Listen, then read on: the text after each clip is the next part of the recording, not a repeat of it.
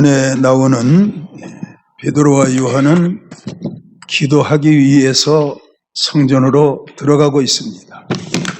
그런데 사람들이 메고 온 안진뱅이는 구걸하기 위하여 성전 미문에 두는 자예요. 여러분 잘 한번 생각해 보세요. 성전 미문에 두는 자, 베드로와 요한은 기도하기 위해서 성전 안에 들어가는 자. 이사야는 말하기를 내 집은 만민이 기도하는 집이라 말씀했는데, 성전 미문에 늘 앉아있는 사람이 있는가 하면 기도하기 위해서 성전 안으로 들어가는 사람이 있잖아요. 여러분들은 한번 생각해 봐요. 우리는 성전에 와서 하나님 앞에 예배를 드리는데 성전 안에 깊이 들어가서 예배 드리는 베드로와 요한 같은 사람인가? 아니면 우리는 아무 의미 없이 성전 미문에 앉아있는 이 거린 안진뱅이처럼 의미 없이 앉았다가 가는 사람은 아닌가? 우리는 생각해 볼 필요가 있어요. 어떤 말씀을 읽을 들을 때 그 말씀에 대해서 도전을 받으면 여러분들은 은혜를 입은 사람들이에요. 그러나 그 말씀으로 도전받지 못하고 그 말씀은 나와 상관이 없어. 그렇게 되면 그날 예배는 가인의 제사가 되어질 수밖에 없는 거예요. 그리고 여러분, 모든 하나님의 말씀은 듣는 성도들에게 부담감이 있어야 돼요. 그 말씀에 부담감을 느끼고 내가 그 부담감을 감당하기 위해서 기도했더니 하나님께서 내게 그 말씀을 순종할 수 있는 능력을 주셨어. 그러므로 그 능력에 붙들려서 말씀을 순종하고 나니까 부담감이 사라져버렸어. 그것이 하나님의 은혜예요. 근데 아무런 부담감이 없어요. 말씀대로 살아야 되겠다. 거룩한 어떤 부담감 이런 것 없이 그냥 돌아간다 하면은 그 말씀은 땅에 떨어지는 말씀이고 허공을 치는 말씀이 되어버리고 말 거예요. 여러분들에게는 모든 말씀이 기도의 제목이 되길 바라고, 그 기도의 제목 붙들고 기도하게 될 때 하나님께서 여러분들에게 말씀대로 살 수 있는 순종할 능력을 여러분들에게 공급하시기를 축원합니다. 오늘도 보면 정시기도가 나오잖아요. 여러분, 성경에 나오는 모든 믿음의 사람들은 기도하는 사람이었어요. 기도하지 않는 사람 있었는가? 찾아봐도 없어요. 모든 분들은 다 기도하는 신앙들을 가졌어요. 특별히 그들의 기도는 아무 때나 하고 싶은 때 하고 말고 싶은 때 말고 이런 기도가 아니고 그들은 시간을 정해놓고 하나님께 간절히 기도했어요. 아무 때나 하는 기도가 있는가 하면은 시간을 정해놓고 하는 기도가 있고, 시간을 정해놓고 하는 기도의 그 단계를 뛰어넘으면 무시로 성령 기도할 수 있는 그런 단계까지 올라갈 수 있는 거예요.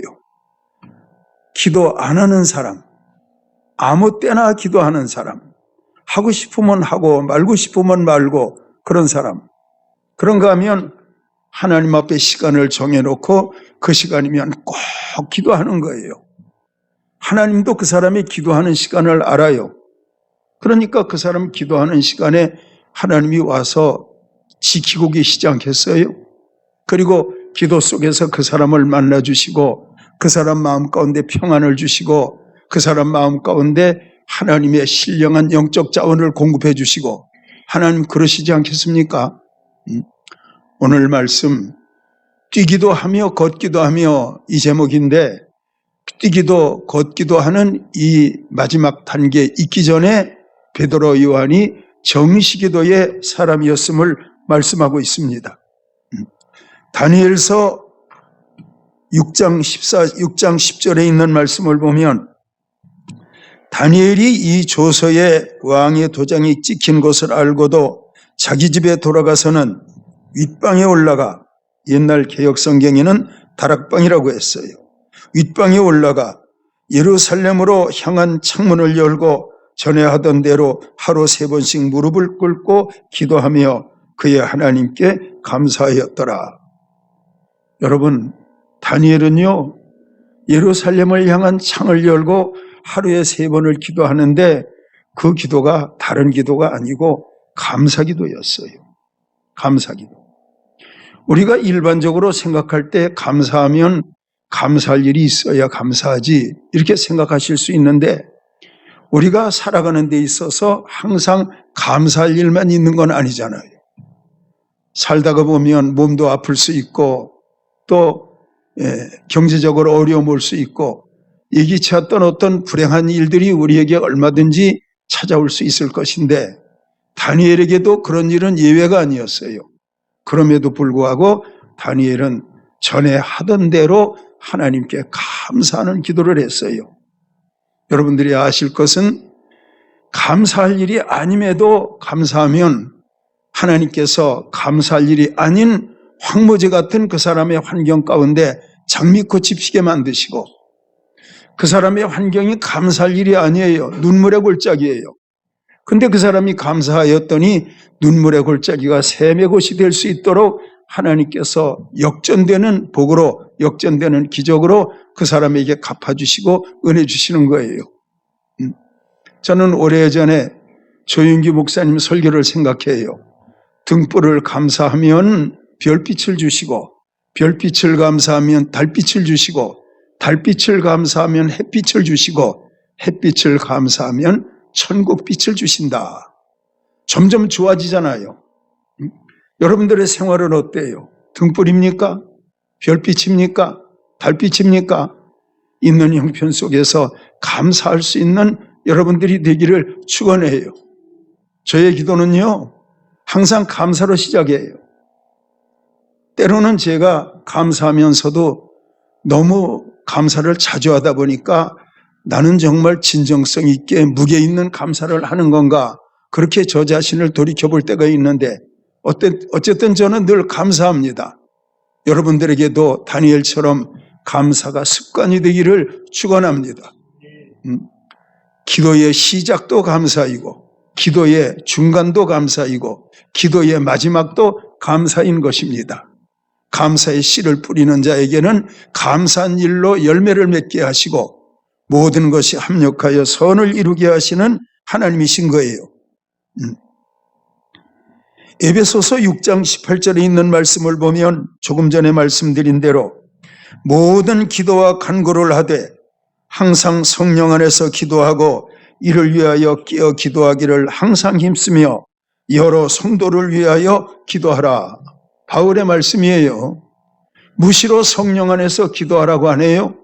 무시로 시간을 따로 정해놓지 않았어요. 무시로. 여러분 우리가 가슴에 심장이 뛰잖아요. 그 심장이 어떤 때는 뛰고 어떤 때는 안 뛰고 그런 거 아니잖아요. 성경은 우리 가슴 속에 있는 심장은 무시로 뛰는 거예요. 코의 호흡도 그래요. 코의 호흡도 어떤 때는 숨 쉬고 어떤 때는 안 쉬고 그게 아니고 코의 호흡도 하루 종일 낮이나 밤이나 숨을 들이쉬고 내쉬잖아요. 무시로 호흡하는 거예요. 무시로 심장에 박동이 뛰는 거예요. 바울은 말하기를 무시로 성령으로 깨어 기도하기를 힘쓰라 말씀하시면서 여러 성도를 위해 기도하라 말씀하시고 있는 거예요. 여러분, 자기가 자기를 위해서 기도하는 것은 누구나 하잖아요. 자녀들을 위해서 기도하는 것 제가 말씀드리지 않아도 하실 거예요. 그러나 그 사람이 여러 성도를 위해 기도한다고 하는 것은 여러 성도들을 사랑하지 않고는 기도할 수 없는 거예요. 자녀들을 위해서 기도한다. 부모된 분이 자녀 사랑하니까 당연히 기도하지요. 내 핏줄인데 사랑하니까 기도하지요. 근데 바울이 성도들을 위하여 무시로 성령 기도하라 이렇게 말한 데는 모든 성도들을 다 사랑해야만이 성도들을 위해서 기도할 수 있지 않는가. 그 의미를 그 이면 가운데 담고 있는 거예요. 예. 여러분 성도들을 위해서 기도 많이 하실 수 있는 여러분들 되기를 축원해요. 그리고 하나님은요 꼭 아실 게 있어요. 우리가 무엇을 기도할 때 그 기도 내용대로 이루어 주시기 전에 먼저 하나님께서는 여러분들 마음 가운데 평안함을 주시는 거예요. 이 평안함을 뭐라고 하지요? 기도 응답의 확신이라고 하는 거예요. 우리가 현실적으로 어떤 문제의 답을 구하는데 그 답 이전에 하나님이 주시는 것은 마음의 평안이에요. 마음의 평안이면 그 후에 오는 것은 뭐예요? 그 후에 오는 것은 응답의 확신과 함께 때가 되면 하나님께서 내가 가시적으로 확인할 수 있는 어떤 기도의 응답이 표면적으로 드러나게 되는 거예요. 그럴 때 우리의 입에서는 이것은 나의 간증이요, 이것은 나의 찬송이요 하면서 하나님께 영광 돌릴 수 있지 않겠어요? 많은 성도들을 위해서 기도할 수 있는 여러분들이 되기를 축원해요. 예. 여러분, 그 사람의 마음이 크기가 뭔지 아세요? 그 사람 마음이 좁으면 기도의 폭도 좁아요. 근데 그 사람 마음이 넓으면 기도의 폭도 넓어요. 모세의 기도를 보십시오. 그 민족을 품잖아요. 그게 모세의 마음 그릇이에요. 바울의 마음 그릇을 보세요. 얼마나 큰지. 모든 이방인들을 위해서 하나님 앞에 품고 그가 기도하잖아요. 심지어 바울이 말하기를 내게 애통하는 마음이 있고 쉬지 아니하는 근심이 있는 것은 내 동족을 위함이라. 그들을 위해서라면 내가 하나님에게서 끊어질지라도 원하는 바로라. 그건 뭐예요? 내가 그리스도에게서 끊어진다 할지라도 내 동족이 구원받았으면 원이 없겠다. 바울은 그렇게까지 기도한 거예요. 바울의 기도는 무시 성령 기도였던 것을 볼 수가 있습니다. 창세기 18장 22절, 23절에 있는 말씀을 보면 아브라함이 하나님을 대면해서 대화하는 장면이 나옵니다. 그 사람들이 거기서 떠나 소돔으로 향하여 가고 아브라함은 여호와 앞에 그대로 섰더니 아브라함이 가까이 나가 이르되 주께서 의인을 악인과 함께 멸하려 하시나이까. 여러분, 아브라함이 기도하는데 이 기도는 하나님과 대화하는 기도예요.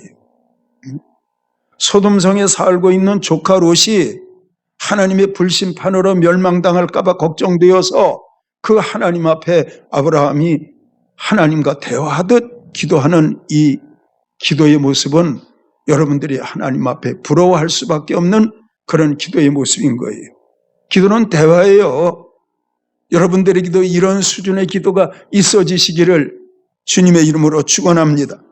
축원합니다. 출애굽기 5장 22절에 있는 말씀을 보니까 모세가 여호와께 돌아와서 아뢰되 주여 어찌하여 이 백성이 학대를 당하게 하셨나이까? 어찌하여 나를 보내셨나이까? 이런 말씀이 있어요. 모세가 하나님의 명령에 순종해서 지팡이를 잡고 바로 앞에 가잖아요. 기적 나타내잖아요. 근데 바로가 듣습니까? 안 들어요. 백성을 내보내지 않아요. 그랬더니 모세가 거절당한 다음에 하나님 앞에 돌아와서 사실대로 또 말하는 거예요. 하나님, 모세가 바로가 거절했어요. 말하는 거예요. 하나님이 또 가라고 하세요. 또 가는 거예요. 또 거절당했어요. 또 돌아와서 하나님 앞에 말하는 거예요. 저는 아브라함의 기도와 모세의 기도를 비교하면서 생각해 봐요. 모세도 하나님 앞에 대화하는 기도요. 아브라함도 하나님께 대화하는 기도였는데 과연 우리 하늘사랑교회 성도들은 하나님께 대화하는 기도를 하고 있는가? 아니면은 일방적으로 할 말 다 해놓고 마침표 찍고 그 자리에서 일어서는 건 아닌가 생각해 볼 때가 있어요. 여러분, 기도는 하나님과 대화하는 거예요. 대화할 수 있는 그런 여러분들이 되기를 축원합니다. 아브라함이 대화하잖아요. 아브라함이 대화해요. 모세가 대화하잖아요. 하나님은 들으시고 그들에게 대답하시고 우리 하나님은 그런 하나님이세요. 오라 나와 변론하자. 예수님은 말씀하셨어요. 변론하자. 오라 내게로 오라 말씀하셨어요. 수고하고 무거운 짐진 자들아 너희는 다 내게로 오라. 내가 너희를 쉬게 하리라. 오라 부르시는 하나님은 여러분과 저에게 답을 주실 수 있는 그런 하나님이시기 때문에 여러분과 저를 향해서 오라 말씀하시는 거예요. 자, 한 절 더 말씀드린다면 시편 55편 17절에 있는 말씀을 보면 저녁과 아침과 정오에 내가 근심하며 탄식하리니 여호와께서 내 소리를 들으시리이다. 저녁과 아침과 정오에 시편을 기록한 다윗이 아침에도 기도하고 저녁에도 기도하고 정오에도 기도하고 하루에 3번씩을 기도하는 거예요. 쉽지 않잖아요. 성경에 나오는 믿음의 사람들은 다 기도했어요. 여러분, 기도 말씀드리면 여러분들은 이런 생각하실 거예요. 내 소원을 하나님께 아뢰는 것, 그리고 하나님이 내 원하는 대로 응답하시는 것. 물론 그런 것도 기도의 의미가 있어요. 그런데 기도는 뭔지 아세요? 하나님의 힘을 공급받기 위해서 기도하는 거예요.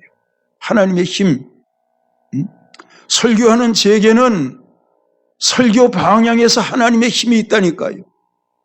인생을 살아가는 여러분들, 직장 생활하면서 사업하는 여러분들에게는 삶의 현장에서 하나님의 뜻대로 살아갈 수 있는 그런 힘이 하나님께로부터 여러분들에게 공급되는 거예요. 여러분들의 자녀들이 공부하는 자녀들이잖아요. 그 자녀들이 하나님께 기도해요. 그러면 하나님께서 그 기도를 들으시고 어제까지 공부 못하던 아이가 오늘부터 공부 잘하도록 하실까? 그런 일은 없어요. 갑자기 돌이 떡이 되는 일은 없다니까요. 공부 못하는 아이가 갑자기 잘해지는 일은 일어나지 않아요. 그러나 하나님께서 그 자녀에게 공급하시는 힘이 뭔지 아세요? 공부하고 싶은 마음이에요. 공부하고 싶은 마음. 조금 공부했는데도 내 성적이 많이 올라갔어. 내가 원했던 시험 문제가 다 시험지에 나왔어. 물론 그것도 기도의 응답이 될 수 있지만 그런 응답은 거의 없는 걸로 알고 있어요. 자녀들이 그 하나님께 기도하면 공부할 마음을 주시는 거예요. 공부할 마음. 나는 공부해야 돼. 나는 공부해야 돼. 실력으로 평가되는 세상에서 나는 공부하지 않고는 살아남을 수가 없어. 하나님이 제가 열심히 공부할 수 있는 마음 자세를 주옵소서. 하나님께서 그 마음 주시는 거예요. 자, 저를 한번 따라해봐요. 하나님은 힘을 주신다. 그렇죠. 제게는 설교하는데 말씀 준비할 수 있고 말씀이 권세 있게 증거될 수 있는 영적 자원을 공급하시고 믿음의 가장 믿음의 아내들에게는 그들의 형편에 맞는 어떤 것들을 공급하시고 우리의 자녀들에게는 또 제가 말씀드린 공부하고 싶은 마음을 주시는 그런 하나님이신 거예요. 그러므로 그 사람 형편에 따라서 하나님의 에너지가 공급된다니까요. 여러분, 그런 은혜 있기를 축원합니다. 그런 은혜 있기를 축원합니다. 그래서 여러분, 기도는 하나님의 공급을 위해서 기도하는 거예요.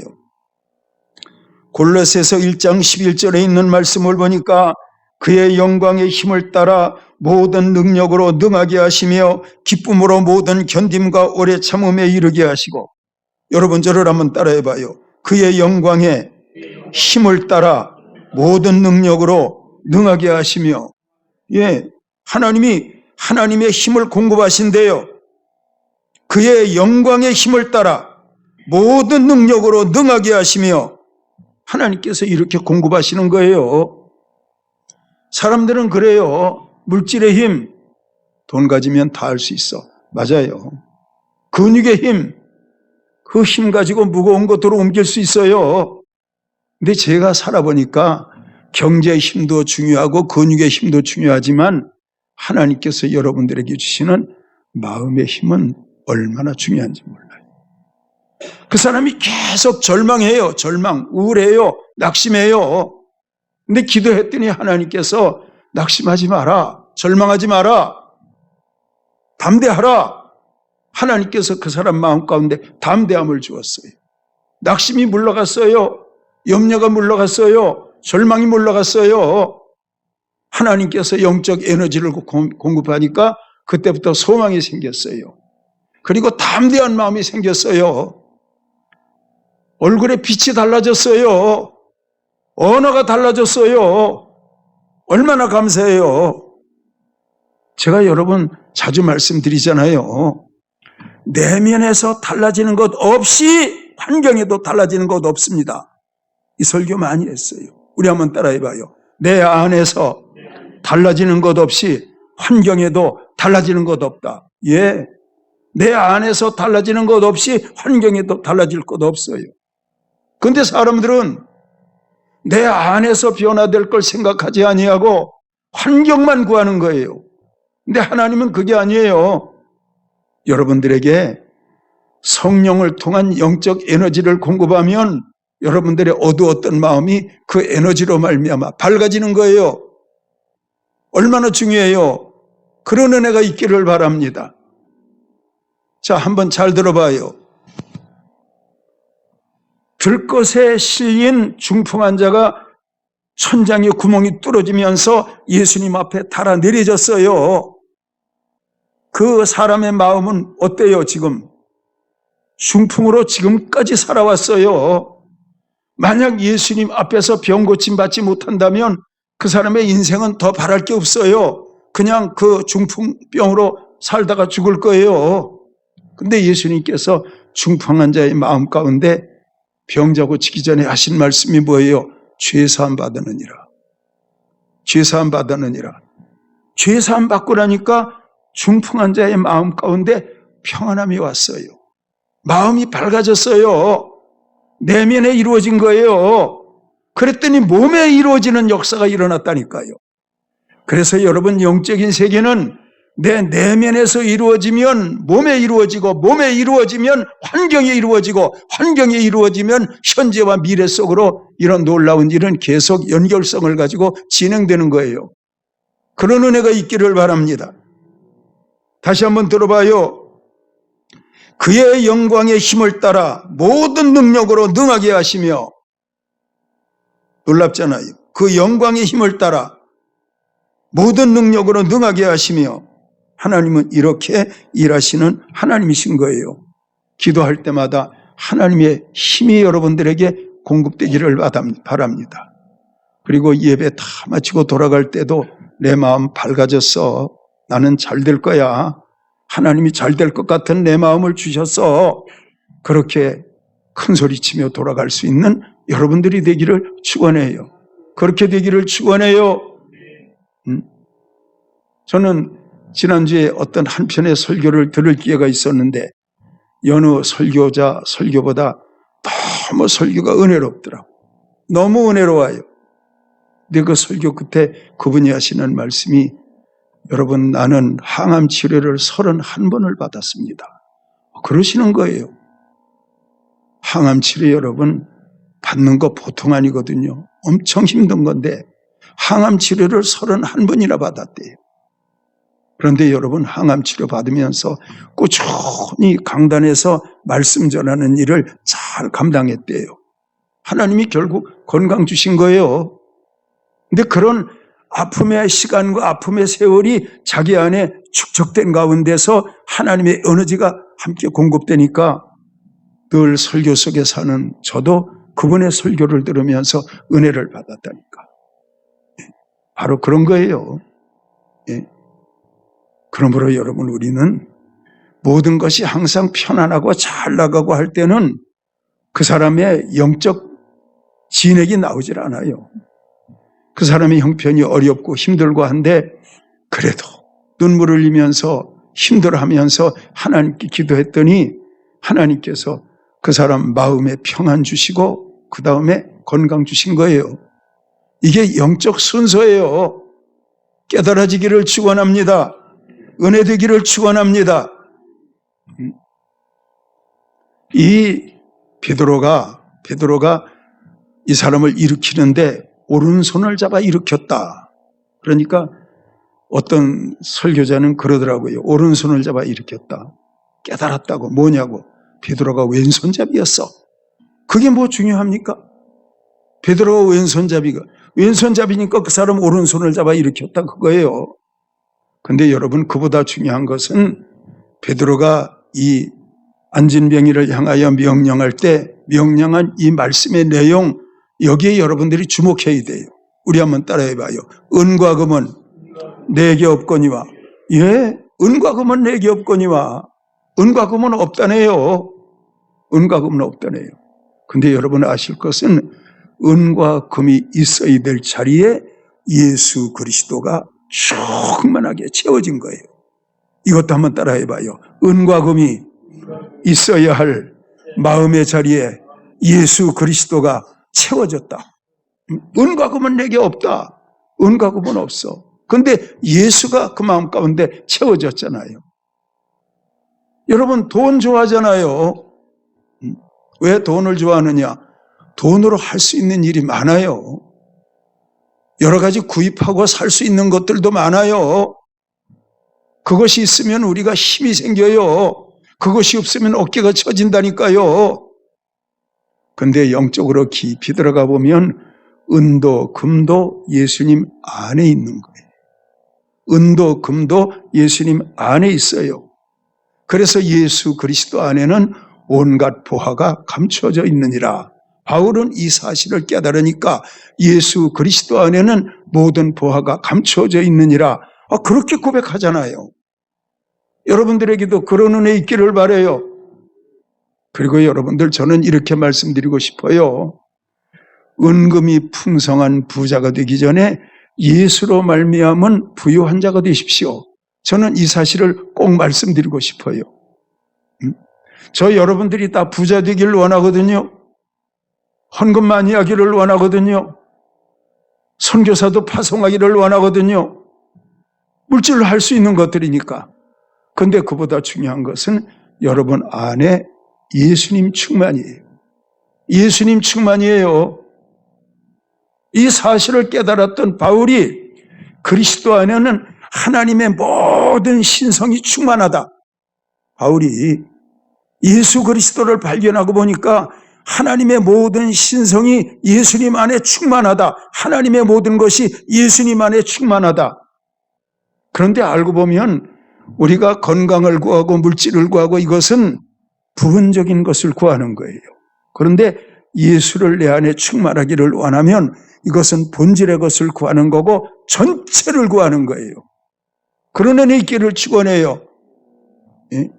예수님이 오면 다 따라온다니까요. 은과 금은 내게 없거니와 내게 있는 것으로 내게 주노니 곧 나사렛 예수 그리스도의 이름으로. 예수의 이름이 권세가 있잖아요. 그 이름으로 만물이 창조됐잖아요. 그 이름으로 골리앗이 무너지잖아요. 그 이름으로 마귀는 머리를 상한 뱀이 되잖아요. 그 이름의 권세가 얼마나 대단한지. 그런데 믿지 아니하는 자들에게 그 이름의 권세는 상관이 없는 거예요. 믿을 때만 그 이름의 권세가 대단한 거예요. 그 믿음으로 살아가실 수 있는 여러분들이 되기를 바랍니다. 그래서 믿음은 통로와 같은 거예요. 예수님의 이름 안에 창조가 있고 예수님 이름 안에 부활이 있고 예수님 이름 안에 십자가의 사랑이 있고 예수님 이름 안에 영원한 생명이 있고 예수님의 이름 가운데 다 들어있다니까요. 그럼에도 불구하고 우리는 예수님의 이름을 구하는 게 아니고 여전히 은과 금을 구하고 내 삶의 문제에 답을 구할 때가 있는데 먼저는 예수님의 이름을 구해야 돼요. 그 예수님의 이름이 뭐지요? 그 나라와 그 의예요. 이것이 채워지면 모든 것들을 더하게 하시는 하나님의 복이 그 사람 가운데 임하는 거예요. 하나님의 은혜가 그 사람 마음 가운데 임하는 거예요. 그런 은혜 있으시기를 축원해요. 그리고 여러분 오른손을 잡아 일으켰더니 그 사람이 발과 발목에 힘을 얻었어요. 그리고 뛰기도 하며 걷기도 하며 놀라운 일이 일어났어요. 그 사람의 운명이 바뀐 거예요. 여러분 우리가 예수님을 제대로 깨달으면 여러분들의 운명이 바뀐다는 사실을 잊지 마시기를 바랍니다. 살인하고 도망가는 모세가 하나님을 만났어요. 예수님을 만났어요. 이스라엘의 영도자가 된 거예요. 박해자 사울이 예수님을 만났어요. 이방의 사도가 된 거예요. 농사짓던 농부 엘리사가 엘리야를 통해서 하나님을 만났어요. 그랬더니 그 시대에 이스라엘 왕의 멘토가 된다니까. 멘토가. 아시겠습니까? 밭가는 농부예요, 엘리사가. 근데 그 사람이 부름을 받았다니까. 그랬더니 성령으로 충만하니까 왕에게 왕의 멘토가 된다니까. 왕을 도와주는 거예요. 왕이 그 엘리사 말에 꼼짝 못해요. 그런 일이 있어요. 예수님을 만나니까 베드로가 대사도가 되고, 그래서 여러분, 예수님을 바로 만나면 약한 자는 강하게 되고 미련한 자는 지혜로워지고, 저는요, 여러분들 자녀들을 위해서 제가 늘 기도하는데 이런 기도하거든요. 예수님을 제대로 만나게 하시고 하나님의 시간표에 쓰임을 받는 자녀들이 되게 하옵소서. 이 기도를 제가 꼭 해요. 쓰임받아야지. 쓰임받아야지. 안 그렇습니까? 쓰임받아야지. 저를 한번 따라해봐요. 주여, 우리의 자녀들이 예수님을 잘 믿게 하시고 하나님의 시간표 속에서 쓰임받으며 살아가게 하옵소서. 아니, 그거보다 더 멋있는 제목이 어디 있어요? 하나님의 시간표 속에서 쓰임을 받는데. 그래서 성경은 말하기를 곡식을 밟아 떠는 소에게 망을 씌우지 말라. 곡식을 밟아 떠는 소에게 망을 씌우지 말라. 그렇게 말한 바울이 하나님의 소도를 위함이냐? 그렇게 말하면서 아니다. 하나님의 은혜 가운데 쓰임받는 종도를 서로 비유해서 말씀하신 것이다. 그렇게 말씀하시고 있는 거예요. 하나님의 시간표대로 쓰임받으면 얼마나 좋아요. 그런 은혜 있기를 축원해요. 정시 기도 사람이 되는 거예요. 예수의 이름을 바로 깨닫는 거예요. 그리고 여러분, 뛰기도 하며 걷기도 하며 하나님을 찬미하는 거예요. 그 사람은 아마 자세히 설명하지 않아도 뛰어 걷기도 하며 돌아다니면서 예수님의 이름을 전했을 거예요. 하나님의 영광을 위해서 아낌없이 헌신되어 살았을 거예요. 여러분 모두에게 이런 은혜가 함께 하시기를 축원합니다. 자, 저를 한번 따라해 봐요. 기도하고 예수의 이름으로 충만하고 걷기도 하고 뛰기도 하며, 그렇지요, 하나님의 시간표 속에 사는 거예요. 하나님이 그 사람을 얼마나 귀히 여기겠어요. 여러분들에게도 그런 은혜가, 여러분 자녀에게도 이런 은혜가 함께 하시기를 우리 주 예수님의 이름으로 축원합니다. 축원합니다. 기도하겠습니다.